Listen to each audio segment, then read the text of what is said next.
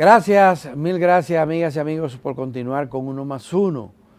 Y bienvenidas y bienvenidos a los que se integran ahora. En este momento tenemos aquí ya a Antonio Siriaco, el decano de Economía de la Universidad Autónoma de Santo Domingo. Pues a balance. Hay informe del Banco Central ahora mismo. Hay un informe de la inflación del Banco Central bastante fresco. La inflación se mantiene en los rangos metas. Es una buena noticia.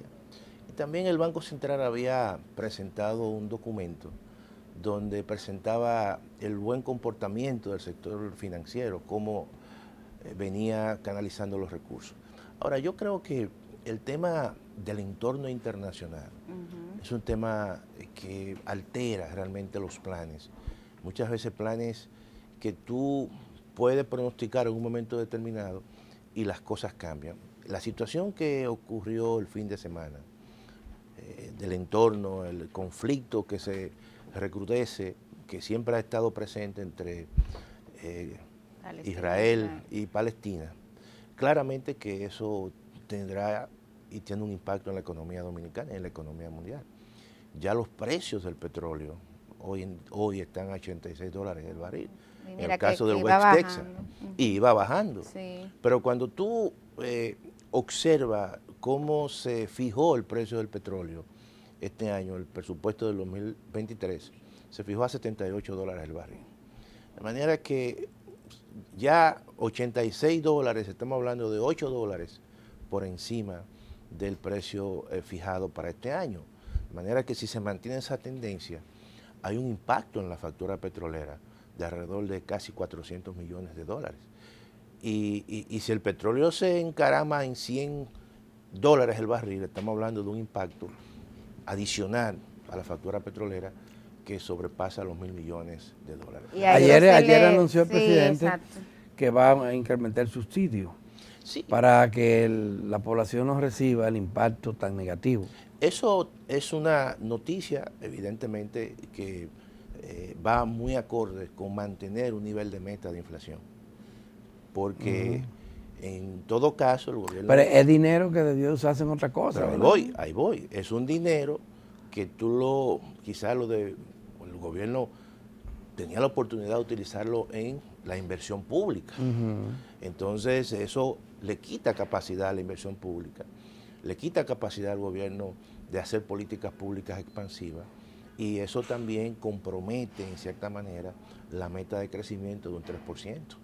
Es decir, si la economía crece menos, si hay menos capacidad para activar la economía durante estos últimos 2 o 3 meses, claramente que la economía podría estar creciendo entre 2 y 2.5. Wow, 2 ya. Y eso, déjame decirte, ya hay informes que avanzan eso. El Bank of America habla precisamente que es un banco importante, una banca de inversión, habla de un recorte importante en el crecimiento de la economía dominicana. Por un tema, evidentemente, de un entorno y de políticas públicas, en un primer momento que atacaron la inflación, pero también eso mató el crecimiento.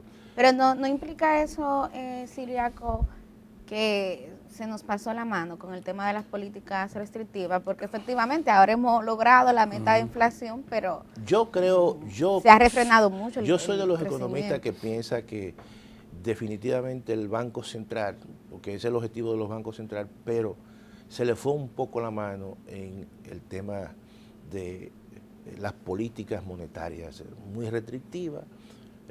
Eso ralentizó mucho la economía. Creo que quizás se confiaron en otras medidas. ¿Pero y qué hubiese pasado si por parte del sector público? Si el Banco Central no dispone a recoger todo ese dinero que se puso a circular, o una gran parte de ese dinero se puso a circular durante la pandemia?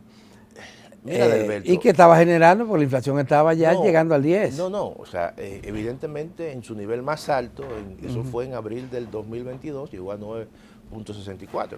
Pero también ahí había una inflación un tanto, que era una inflación importada, que tú no controlabas.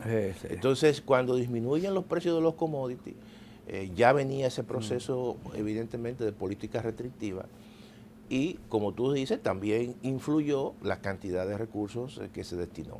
Ahora, evidentemente que el Banco Central tuvo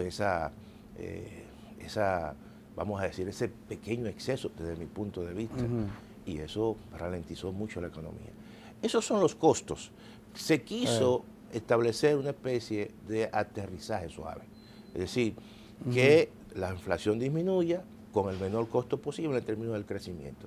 Pero uno observa que una vez el cambio de postura, la economía prácticamente no ha reaccionado. ¿Y qué habría que hacer para reactivar la economía y evitar, porque lo que está ocurriendo es que el ritmo de crecimiento disminuyó y no está retomando un camino ascendente? Lo que ha ocurrido, yo lo que creo, el Banco Central hizo su trabajo, ¿verdad? Hizo su trabajo, pero tú tienes también que tener un apoyo de las políticas fiscales, y en ese sentido todos sabemos las restricciones que tiene el mismo gobierno.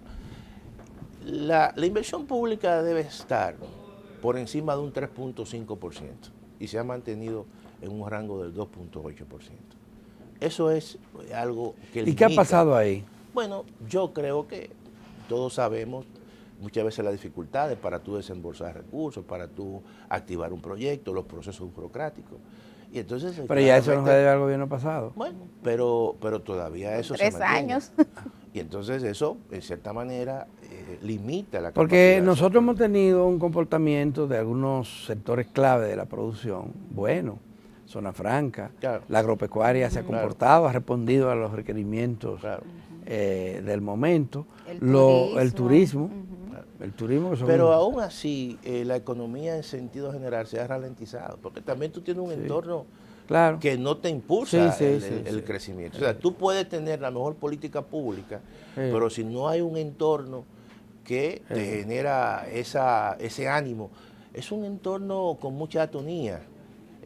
La economía mundial ha venido prácticamente creciendo menos, y hay que pensar en eso, hay que pensar en ese escenario. El presidente Abinader resaltó en un encuentro auspiciado por la OIT aquí, que nosotros tenemos un empleo, un nivel de desempleo muy mínimo, estamos hablando de un 4%, algo más. Se ha incrementado la tasa de desempleo un poco, incluso el último informe del Banco Central indica que está alrededor del 5.6. Ese fue el último dato que había aparecido, pero la tasa de desempleo claramente se ha incrementado porque la economía ha crecido menos, y eso lo indica el mismo Banco Central. Claro, pero no estamos diciendo... El dato que usó el presidente es viejo, entonces. Sí, no estamos diciendo que también hay un desempleo excesivo, no, es un desempleo que depende mucho del crecimiento de la economía. Si la economía no crece, evidentemente no hay un impulso a tú crear más empleo, es normal. O sea, el mundo vive ese contexto, un contexto de una política monetaria restrictiva. Se baja la inflación, pero la inflación, evidentemente, ese costo de bajar la inflación fue de tener un menor crecimiento, y menor crecimiento implica tener menor creación de empleo. Pero no es una catástrofe lo que ha ocurrido en la República Dominicana. Lo que ocurre es que en la República Dominicana esta economía siempre ha sido una economía de alto crecimiento. Y verdaderamente cuando tú creces un 5 o creces un 6 y va a crecer un 2, claramente que tú dices, bueno, aquí hay problemas. Eso es como un estudiante que siempre saque 90, 95. Cuando saca 80 es bueno, pero algo pasó, claro. Y para su entorno. Bueno, eso es lo que hay a nivel económico, damas y caballeros. Así que vamos a hacer una pausa. Gracias, profesor. Y regresamos con el ministro de Obras Públicas.